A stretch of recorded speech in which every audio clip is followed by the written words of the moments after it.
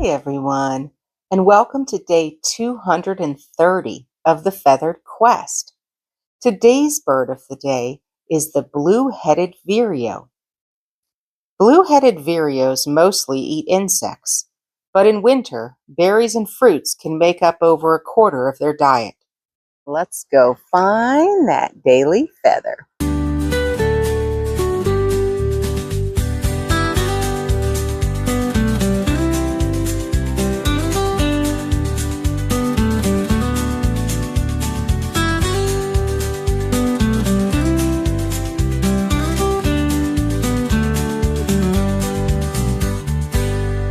Well, thanks for coming along with me today, guys. Remember, you are loved, and the world is full of wonder. So, did we find our bird of the day?